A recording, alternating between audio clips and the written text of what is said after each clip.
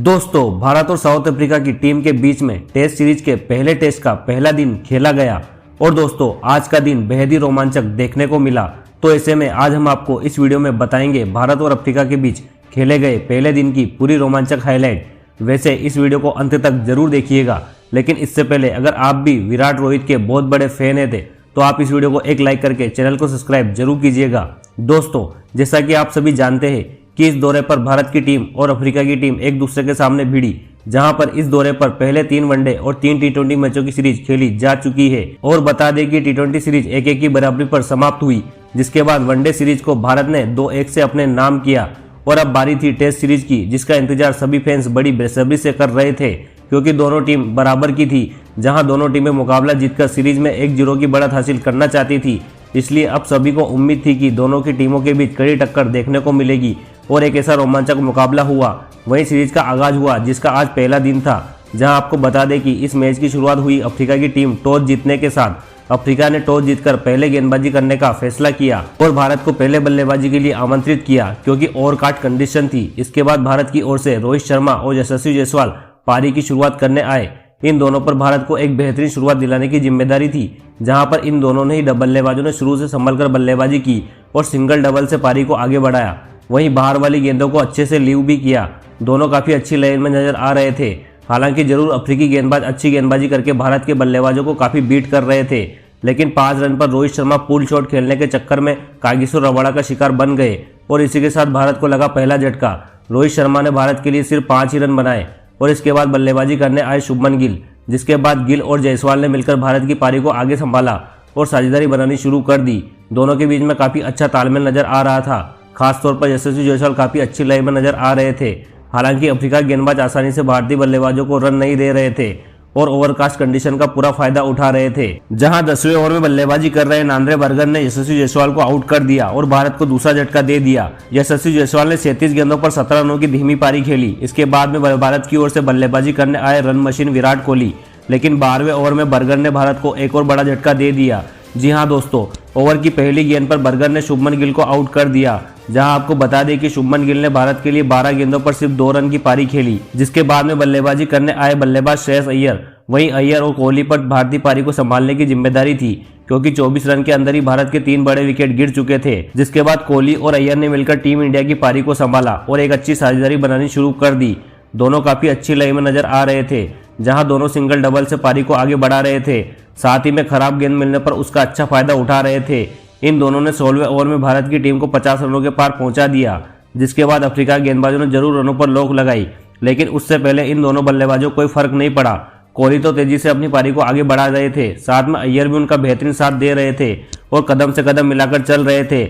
जहां 23वें ओवर में दोनों ने अर्धशतकी की साझेदारी पूरी कर ली। इन दोनों की बल्लेबाजी से भारत की टीम में काफी अच्छी मजबूती आ गई थी, लेकिन 27वें ओवर की अंतिम गेंद पर रबाडा ने अय्यर को क्लीन बोल्ड कर दिया और भारत को इसी के साथ चौथा झटका लगा। जहां आपको बता दें श्रेयस अय्यर ने भारत के लिए 50 गेंदों पर 31 रनों की पारी खेली।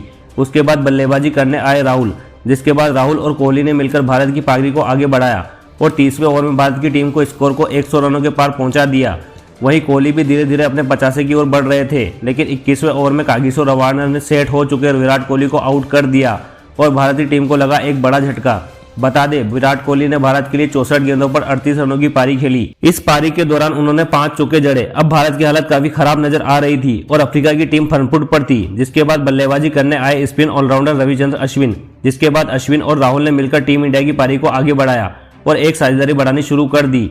अश्विन ने तो आते ही अटैकिंग इंटेंट दिखाया और कुछ बेहतरीन चौके छक्के जड़े। इसके अलावा राहुल भी काफी सेट नजर आ रहे थे। उनकी आंखें पिच पर जम चुकी थी, लेकिन 35वें ओवर में कागिसो रबाडा ने अश्विन को मुल्डर के हाथों कैच आउट करा दिया और इसी के साथ लगा भारत को छठा बड़ा झटका। आपको बता दें, अश्विन ने टीम इंडिया के लिए 11 गेंदों का सामना करते हुए 2 चौकों की मदद से 8 रनों की पारी खेली। जिसके बाद बल्लेबाजी करने आए शार्दुल ठाकुर, जिसके बाद ठाकुर और राहुल ने मिलकर भारतीय टीम को संभालने की पूरी कोशिश की और एक साझेदारी बनाने की कोशिश की। राहुल बिल्कुल पॉजिटिव इंटेंट के साथ बल्लेबाजी कर रहे थे, वहीं शार्दुल ठाकुर भी राहुल का बेहतरीन साथ दे रहे थे। दोनों अफ्रीका के तेज गेंदबाजों का अच्छा सामना कर रहे थे।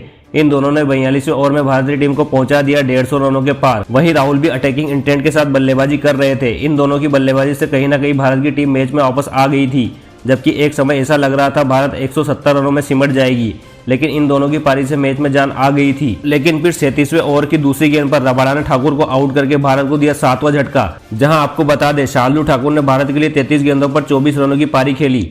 उसके बाद बल्लेबाजी करने आए जसप्रीत बुमराह। उसके बाद बुमराह और राहुल ने पारी को संभालने की कोशिश की और चाय होने तक भारतीय टीम ने अफ्रीका को एक भी विकेट गिरने नहीं दिया। आपको बता दें चाय तक 50 ओवर हो गए थे, जिस समय भारत का 176 रन 7 विकेट के नुकसान पर था, जहां राहुल 39 तो बुमराह 0 पर खेल रहे थे।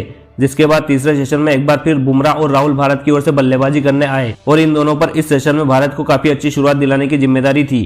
वहीं तीसरे सेशन में आते ही राहुल ने अफ्रीका गेंदबाजों पर काउंटर अटैक कर दिया, तेजी से भारत के स्कोर को आगे बढ़ाया, जहां 52वें ओवर में राहुल ने बर्गर के ओवर में लगा दिया एक चौका और एक छक्का लगाकर अपनी हाफ सेंचुरी पूरी की।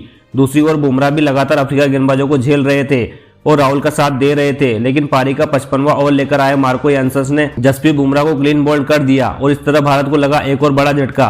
बुमराह ने भारत के लिए सिर्फ एक ही रन बनाया, जिसके बाद भारत की ओर से बल्लेबाजी करने आए मोहम्मद सिराज।